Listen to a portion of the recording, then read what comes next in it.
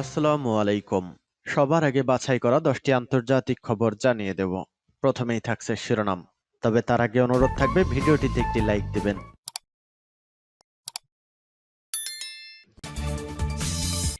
দখলদার ইসরায়েলি বাহিনী এবং ফিলিস্তিন পুরোদমে যুদ্ধ চলছে। জানিয়ে দেব হাতে থাকা সর্বশেষ আপডেট আন্তর্জাতিক সংবাদ। প্রথমেই সংবাদ শিরোনাম। যুদ্ধ শুরু হলে ইসরায়েলে 5 লাখ ক্ষেপণাস্ত্র ছুড়বে লেবানন।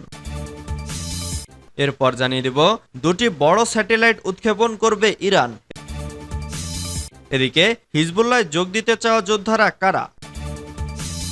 এরপর জানিয়ে দেব পরমাণু নীতি হালনাগাদ শুরু করেছে রাশিয়া।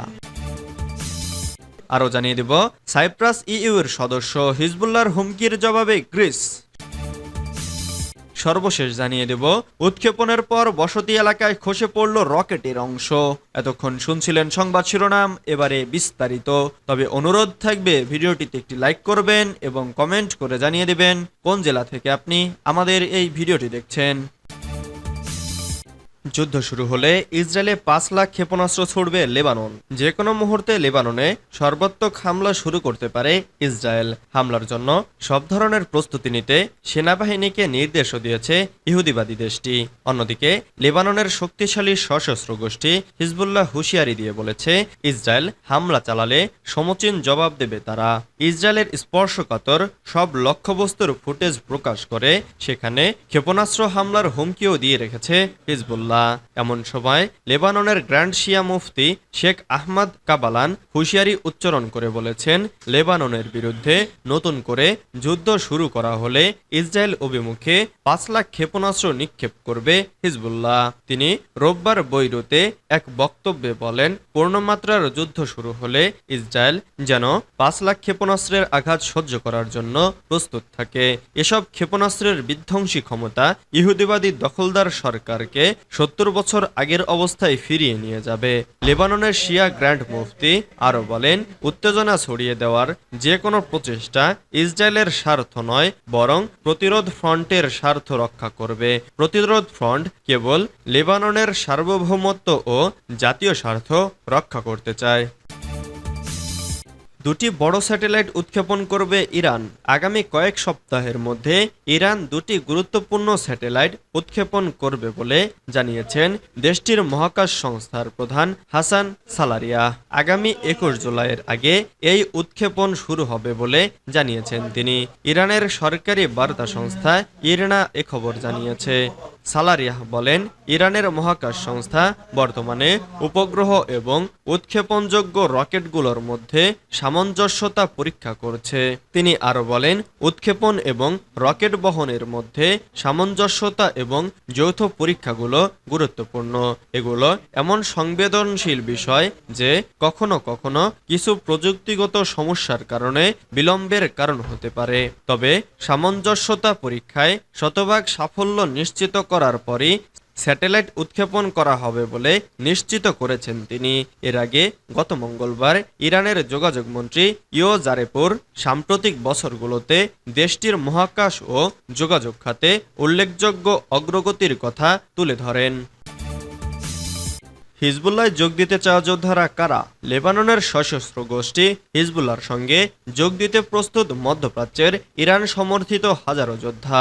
ইরান সমর্থিত দলগুলোর কর্মকর্তা ও বিশ্লেষকরা বলেছেন, বর্তমান সংঘাত পূর্ণ যুদ্ধে রূপ নিতে পারে এমন আশঙ্কায় ইসরায়েলের বিরুদ্ধে যুদ্ধে অংশ নেওয়ার প্রস্তাব দিয়েছেন তারা। রোববার এক প্রতিবেদনে এ খবর জানিয়েছে মার্কিন বার্তা সংস্থা এপি। কর্মকর্তারা বলেছেন, গত এক দশকে সিরিয়ার 13 বছরের সংঘাতে একত্রে যুদ্ধ করেছেন লেবানন, ইরাক, আফগানিস্তান এবং পাকিস্তানের ইরান সমর্থিত যোদ্ধারা। সিরিয়ার প্রেসিডেন্ট বাশার আল আসাদের পক্ষে ভারসাম্য বজায় রাখতে সাহায্য করেছেন।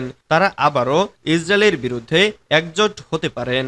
গত 7 অক্টোবর হামাস ও ইসরায়েল যুদ্ধ শুরু হওয়ার পর থেকেই লেবানন সীমান্তে হিজবুল্লাহর যোদ্ধাদের সঙ্গে ইসরায়েলি বাহিনীর সংঘর্ষ বেড়েছে। চলতি মাসে দক্ষিণ লেবাননে ইসরায়েলি বিমান হামলায় হিজবুল্লাহর সামরিক কমান্ডার নিহত হওয়ার পর উত্তরের পরিস্থিতি আরও খারাপ হয়েছে। পরমাণু নীতি হালনাগাদ শুরু করেছে রাশিয়া। বিশ্বের সবচেয়ে বড় পরমাণু শক্তিধর দেশ রাশিয়া তাদের পরমাণু মতবাদ হালনাগাদ করা শুরু করেছে। ক্রেমলিনের মুখপাত্র দিমিত্রি পেসকভ এই তথ্য জানিয়েছেন। এর আগে প্রেসিডেন্ট ভ্লাদিমির পুতিন এটা নিয়ে কথা বলেছিলেন।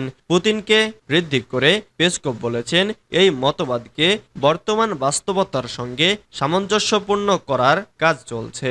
রুশ পার্লামেন্টের এক জ্যেষ্ঠ সদস্য রোববার বলেছেন, পরমাণু অস্ত্র ব্যবহারের ক্ষেত্রে সরকারি নীতিতে বেঁধে দেওয়া সিদ্ধান্ত গ্রহণের সময় কমিয়ে আনতে পারে মস্কো, যদি তারা মনে করে হুমকি বাড়ছে। গত মাসে পুতিন বলেছিলেন, রাশিয়া তার আনুষ্ঠানিক পরমাণু নীতি পরিবর্তন করতে পারে। কোন শর্তে এ ধরনের অস্ত্র ব্যবহার করা যাবে তা নির্ধারণ করা হবে। ইউক্রেন যুদ্ধ 1962 সালের কিউবা ক্ষেপণাস্ত্র সংকটের পর রাশিয়া ও পশ্চিমা দেশগুলোর মধ্যে সবচেয়ে বড় সংঘাতের সূত্রপাত করেছে। সাইপ্রাস ইইউর সদস্য হিজবুল্লাহর হুমকির জবাবে গ্রিস। সম্প্রতি প্রতিবেশী দেশ সাইপ্রাসে হামলার হুমকি দিয়েছেন লেবাননের সশস্ত্র গোষ্ঠী হিজবুল্লাহর প্রধান হাসান নাসরুল্লাহ। তার পরিপ্রেক্ষিতে এবার গ্রিসের পররাষ্ট্রমন্ত্রী জার্সোস গেরাপেট্রিসিস বলেছেন, লেবাননের হিজবুল্লাহ গোষ্ঠীর পক্ষে সাইপ্রাস প্রজাতন্ত্রের বিরুদ্ধে হুমকি দেওয়া বেমানান। তিনি বলেন, সাইপ্রাস ইউরোপিয়ান ইউনিয়নের সদস্য। এর আগে অবশ্য গ্রিস বলেছিল, সাইপ্রাসে হামলার হুমকি জাতিসংঘ সনদের চরম লঙ্ঘন। গ্রিস সাইপ্রাসের পাশে আছে। হিজবুল্লাহ সাইপ্রাসে হামলার হুমকি দেওয়ার পর ইউরোপীয় ইউনিয়ন বলেছে, সাইপ্রাস ইইউ এর সদস্য। ইইউ মানে সাইপ্রাস আর সাইপ্রাস মানেই ইইউ। ইউরোপের 27 দেশের এই জোটের মুখপাত্র পিটার স্টানো সাংবাদিকদের বলেন, সদস্য রাষ্ট্রের বিরুদ্ধে কোনো হুমকি ইইউকে হুমকি দেওয়ারই নামান্তর। গত সপ্তাহে এক টেলিভিশনে সম্প্রচারিত এক বক্তৃতায় হাসান নাসরুল্লাহ বলেন, হিজবুল্লাহর সঙ্গে যুদ্ধ শুরু হতে পারে ইসরায়েলের। এ যুদ্ধে সাইপ্রাস যদি ইসরায়েলকে সাহায্য করে, তাহলে ভূমধ্যসাগরের ছোট্ট দ্বীপ রাষ্ট্রটিতে হামলা চালাবে হিজবুল্লাহ। উৎক্ষেপণের পর বসতি এলাকায় খসে পড়ল রকেটের অংশ।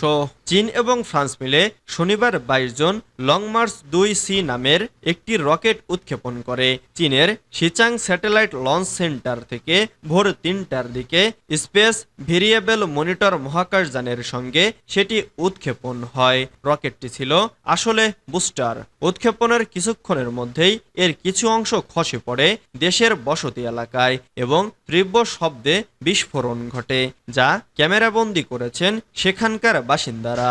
সোশ্যাল মিডিয়ায় ওই মুহূর্তের ছবি এবং ভিডিও ভাইরাল হয়েছে। তাতে দেখা গেছে আকাশ থেকে হলুদ ধোঁয়ার একটি রেখা দ্রুত গতিতে নিচের দিকে নেমে আসছে, যার অগ্রভাগে রয়েছে রকেটের অংশ।